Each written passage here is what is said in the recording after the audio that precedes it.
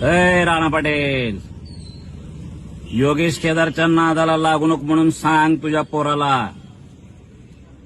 अरे आम्ही स्वातंत्र्यासाठी, देशाच्या स्वाभिमानासाठी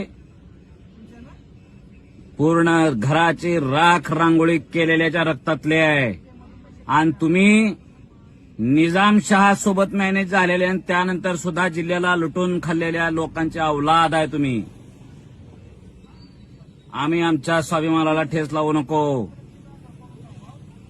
तुझा मल्हार मला ट्रोलिंग करतोय. राणा पाटील, राजकारणामध्ये दिवस येतेच जातेत. मी माझ्या पक्षाची बाजू मांडायला लढलेला कार्यकर्ता आहे. तुझ्या पुढं लाचार झालेला नाही, गुडघे टेकवलेले नाहीत.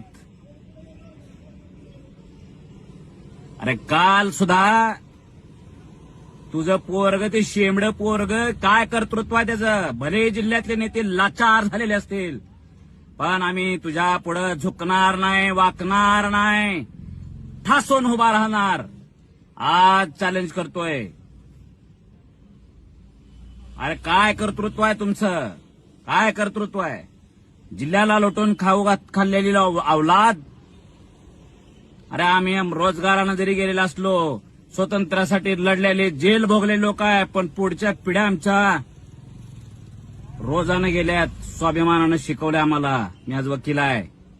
देशाचं राजकारण, राज्याचं राजकारण जवळून बघितलोय. असं चिल्लर राजकारण मला करायचं नाही. अरे वरिष्ठांनी निर्णय घेतला म्हणून काय अडचण नाही, चल. पण शेवटच्या दिवसापर्यंत जिरवलाय. डोळ्यात डोळे घालून बघायची तुझी अवकात राहिलेली नव्हती राणा पाटील. तो मल्हारी बाग शेजारी बसला, असा अजिबात ढुंकून सुद्धा बघितलेला नाही. त्याला सांग, एक तर ह्या धर्तीवर योगेश केदार राहील, नाहीतर तुमच्या खानदानाचं राजकारण राहील. तुमच्या राजकारणाला संपवायला आम्ही आलेलो आहे. पुढे लक्षात ठेवा, ही गोरगरीब जनतेचं लेकरू आहे. रोजंदारीनं करून खाल्लेल्या, हमाली केलेल्या एका बापाचं लेकरू आहे. स्वाभिमानानं राज्यात स्वतःचं नाव कमवलेलं लेकरू आहे. आमच्या मतावर श्रीमंत झालेल्या तुम्ही औलादी आहेत, आम्ही नाही. ही लढाई स्वाभिमानाची असेल.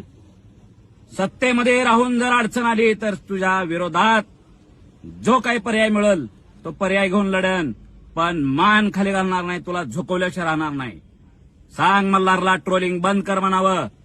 आणि ह्याच्या पुढं चॅलेंज आहे. चॅलेंज देऊन आपण कार्यक्रम करत असतो. आपला पण इतिहास आहे.